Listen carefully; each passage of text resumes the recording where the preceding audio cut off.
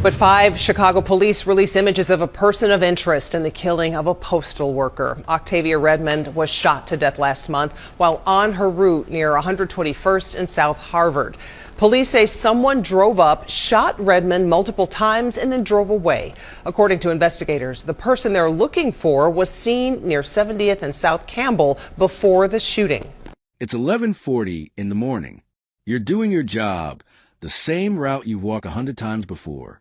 You know the faces, the dogs that bark, the houses that always have packages. You're not thinking about danger. You're thinking about lunch, maybe what you'll cook for dinner. And then, in an instant, everything changes. 26 gunshots. 26. Octavia Redmond, a 48-year-old mail carrier, didn't even get a chance to run. Before we dive deeper into this absolutely heartbreaking case, if you're new to shadow crime, hit that subscribe button and click the bell icon so you never miss a story. We're building a community here that doesn't just consume true crime. We actually care about the victims and the questions their stories leave behind. All right, let's get into this. So, who was Octavia Redmond? And I think that's important because too often in these stories, we focus so much on the crime that we forget there was a real person with a real life.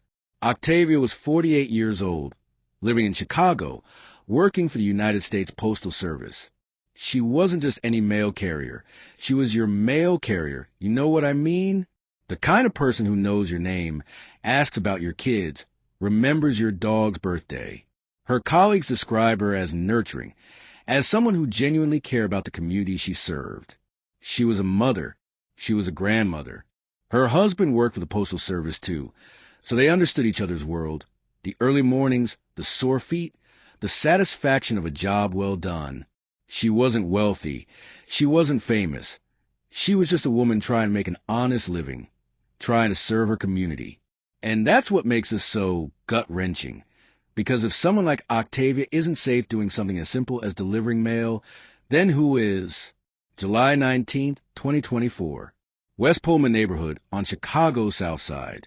It's a Friday morning, and Octavia is doing her route like she's done countless times before.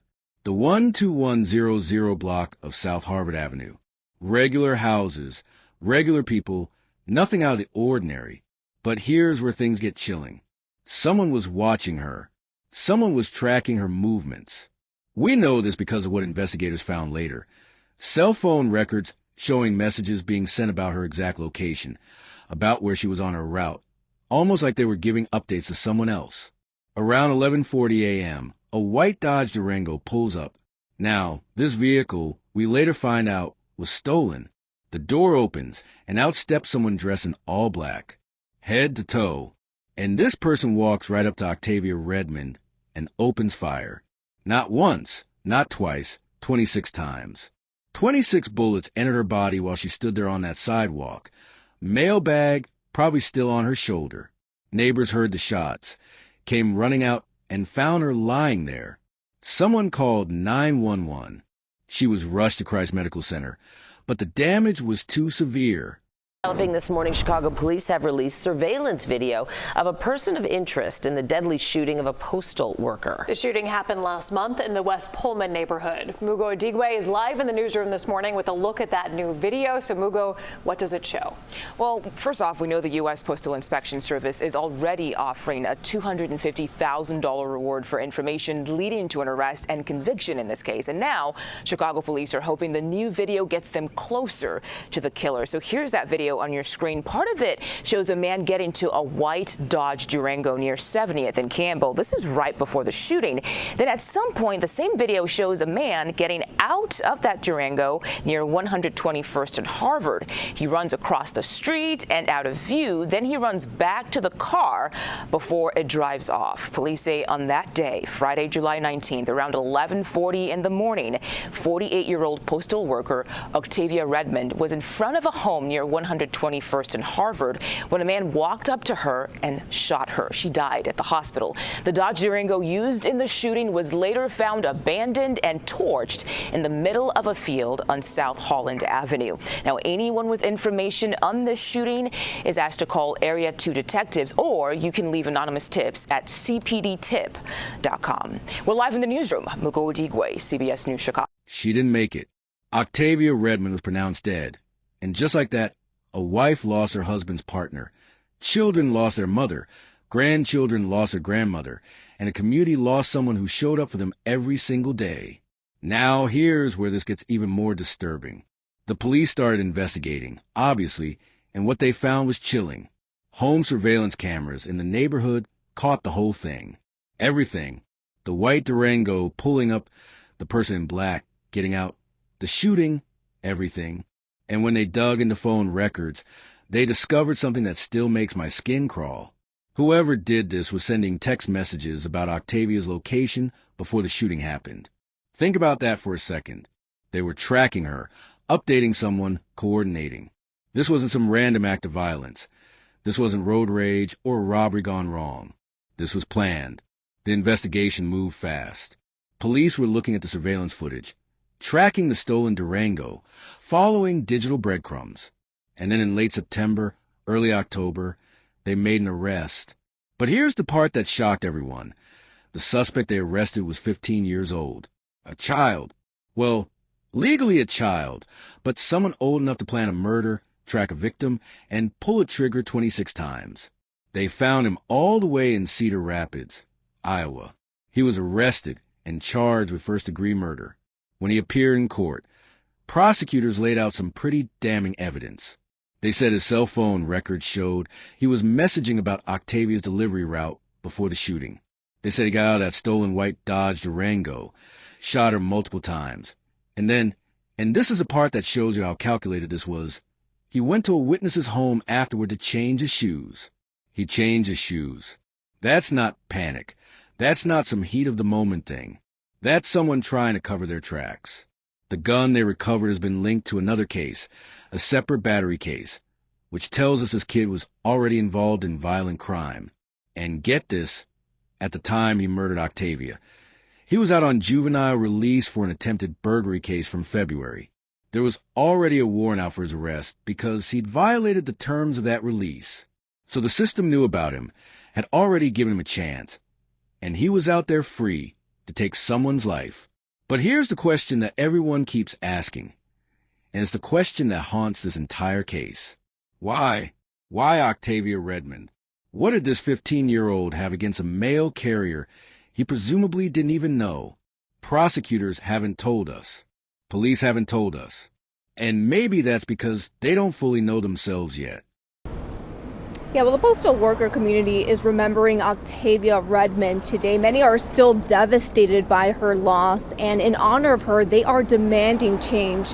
Union representatives say that many of their postal workers continue to be assaulted, robbed, and they want more protection.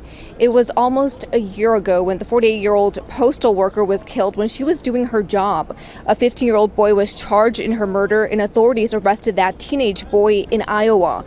Prosecutors say Redmond was tracked on her route and then shot several times in the West Pullman neighborhood.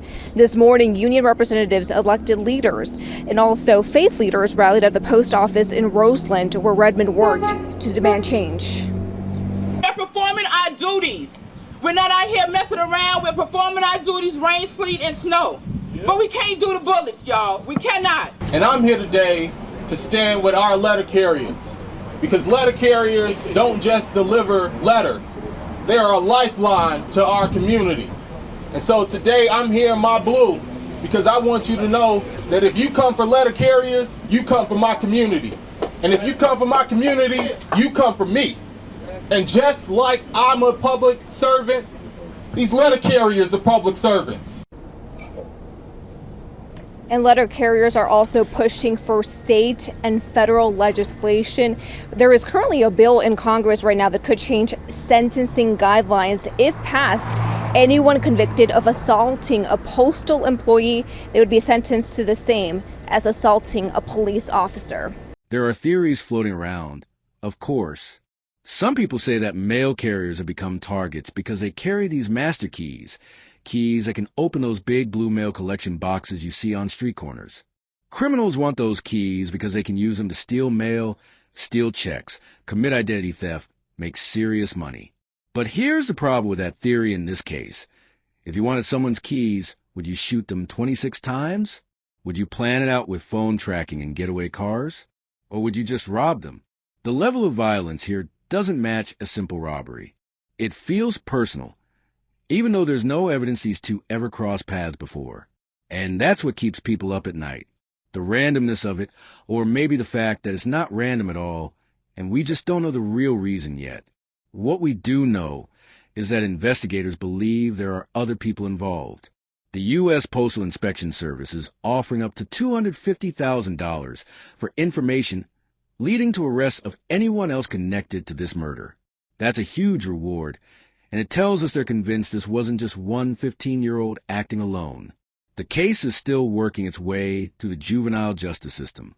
The teen had a court date set for November 1st, 2024, but there's been no public information about trial proceedings or verdict since then. And that's frustrating, right? Because Octavia's family deserves answers. Her community deserves answers. We all deserve to know why this happened. But beyond just this one case, Octavia's death has become a symbol of something much bigger. Since 2020, there have been over 2,000 attacks on postal employees across the country. In the Chicago district alone, more than 150 attacks since 2022. These are people who wake up every day to serve us, to make sure we get our bills and our birthday cards and our Amazon packages. And they're being assaulted, robbed, and murdered at an alarming rate. Octavia's death pushed lawmakers to consider the Postal Police Reform Act, legislation that would allow U.S. Postal Police officers to actually accompany mail carriers on their routes in dangerous areas. Seems like common sense, right? But as of now, that bill still hasn't received a vote. So nothing's changed. Mail carriers are still out there, still vulnerable, still doing their jobs while we wait for politicians to decide their safety matters enough. So let me ask you this, and I really want you to think about it. What does it say about us as a society when a woman can't deliver mail without being hunted down and killed? What does it say when a 15-year-old has access to guns, stolen cars, and the willingness to take a life without any clear reason? And maybe the scariest question of all, if this could happen to Octavia Redmond, someone just doing her job on a regular Friday morning, could it happen to any of us? If this case affected you, if you want to see justice for Octavia and protection for postal workers everywhere, leave a comment below. Share this video. Let's keep her name alive and keep pressure on the system to do better. And if you haven't already, subscribe to Shadow Crime and hit that bell icon, because we're not here to just tell stories. We're here to demand answers. I'll see you in the next one.